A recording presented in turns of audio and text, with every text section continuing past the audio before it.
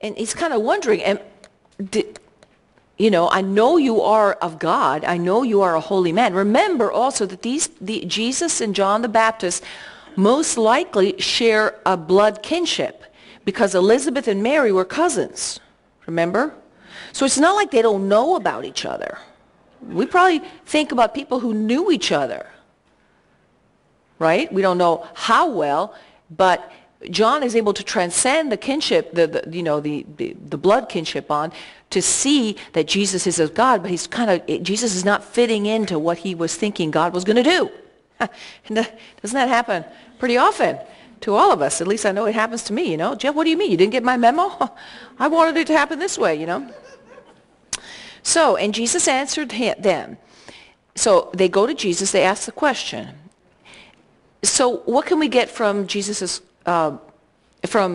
question? One, it's okay to question. It's okay to question. It's okay to question God. It is. It's okay respectfully to get your questions answered. Why? Because our faith is faith and reason. The two intertwine. We don't have to take all this stuff blindly on faith.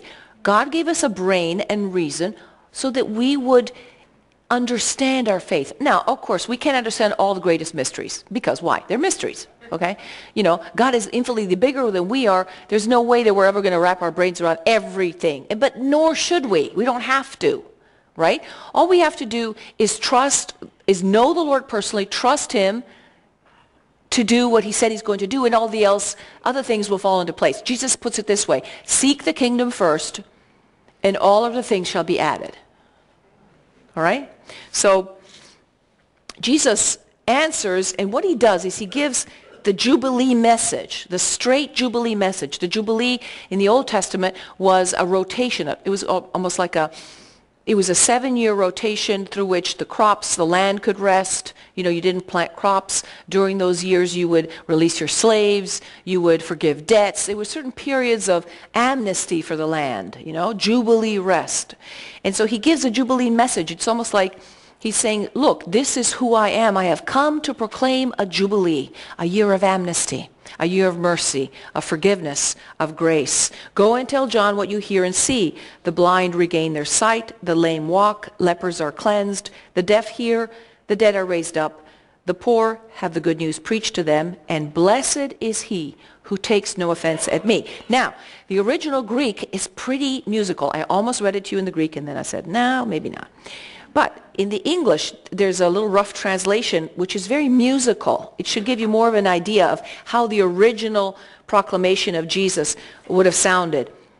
Blind see again, and lame walk, and lepers are cleansed, and deaf hear, and dead rise up, and poor receive good news, and blessed is whoever does not stumble over me. That's a closer translation to what the original Greek says. So what kind of an answer is that? Do you think that John is in prison saying, okay, what does that mean? No, John knows his scriptures. He recognizes a Jubilee proclamation and also quotations from Isaiah about what the Messiah would do. So it's an answer from a prophet to a prophet. It's in prophetese, it's in the language of the prophets, okay? So he's announcing his identity through his actions.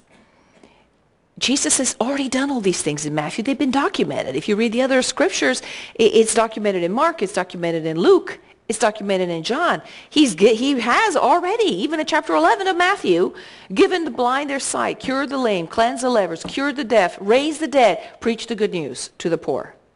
Catechism 548. Jesus' miracles can also be occasions for offense.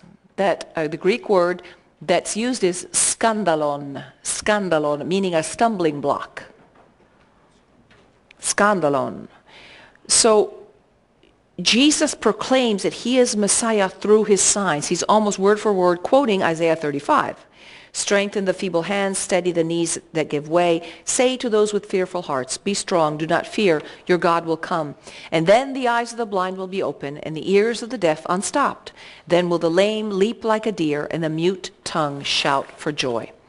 Catechism 549 puts it this way: by freeing some individuals from earthly evils of hunger, injustice, illness, and death, Jesus performs messianic signs. Nevertheless, he did not come to abolish all the evils here below, but to free men from the greatest slavery, sin, which thwarts them in their vocation as God's sons and causes all forms of human bondage. Remember we said the purpose of the Messiah was to come deliver us from sin and death, not from the Romans. So not from the temporal stuff, because the temporal stuff through the spiritual deliverance would come about anyway. Because converted people act like converted people on every order, the social order, the political order, right? But the key is that initial conversion.